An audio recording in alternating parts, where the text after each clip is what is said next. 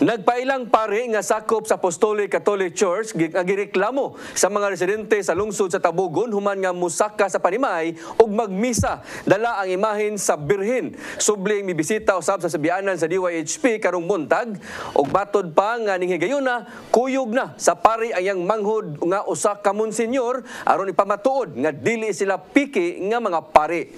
Ang kasayuran ihatod ni Arnold Bustamante. Si Reverend Father Sosimo Enricoso sa Apostolic Catholic Church o ang nangihag gabanghod nga si Monsignor Delfino Enricoso may pasabot sa programang Straight to the Point ni Attorney Rufil Fernandez Banyok, Station Manager sa DYHP Aramin Cebu, ug misay-isay kanon sa natukod ang ilahang simbahan. Ilang gisay-isay nga usara ang pagtulunan nga gibarugan sa simbahang Romano Katoliko ug ang ilang simbahan. Gani ilamang giila si Pope Francis nga patriarka sa Roma nga susama og ranggo silang founder nga si John Florentin Teruel nga mao'y gipakitaan sa Ginoo nga nagpailasangan nga ingkong dili minyo. Pero attorney, kung ato ma-trace ang history from God the Father hangtod sa God the Son, ang mga apostoles ay mga minyo to sila, attorney. Asa man mabasa sa Biblia nga mga minyo to?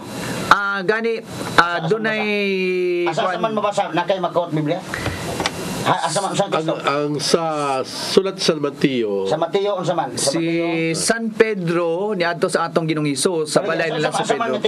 Na wala na ko na memorize sa attorney. Dito hinon nila ang gipagawa sa pahibaw sa Archdiocese of Cebu sa tanang simbahan nga nasakop nini nga dili tugutan ang Apostolic Catholic Church ko nga mobisita kini sa balay-balay aron molusad og misa nga susama ang pamaagi sa Romano Katoliko. Apan nilang awhag nga sama sa ilahang respeto sa ubang relihiyon, respetuhon usab sila sanglit tagpuyo man usab sila sa nasod nga dunay balaod nga freedom of religion.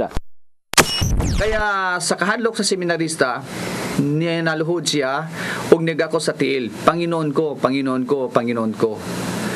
Og didto ningon ang Ginoong Hesus sa seminarista, anak, pagmasdan mo ako. Og didto gi pagyangod sa seminarista nakita niya nga ang iyahang gigakos nga tiil ay tiil mismo sa Ginoong Hesus. Sa paggawa sa magsuong pari gisugat dayon sila sa sakop ni Brother Sok Fernandez nga membro sa Catholic Defender aron hagiton og debate aron nga kapamatudan nga piki sila nga pari. Ang dili may mugo sa bato kun dili abing like say sabi ni Kristo wala yung makaari kana kung dili ihatag samahan. So panahon karon sa Espiritu Santo kung dili sila pinili ng the Holy Spirit wala siya dili sa buto kana mo ulo tino na siya. Kabi ang itong mission karon dili ito panahon sa panahon sa gadasan kun ito panahon ng Espiritu Santo. Ilahasan ang kaugaling opinyon kay matag-usa nato o gatong Philippine Constitution ay aduna say freedom of religion. Maton ni Efren de la Peña nga ang Romano Katoliko ra ang dunay katungod nga mohupot sa ranggo sa pagkapari kini kung basihan ang nasulat sa balaang kasulatan ang Biblia. Tinuod yun kay biblically speaking sa Marcos 3:14 sa King James Version, si Kristo nag-orden og 12 ka mga tinunan. He ordained 12. So, ang pag-ordina mo ang si Kristo mismo.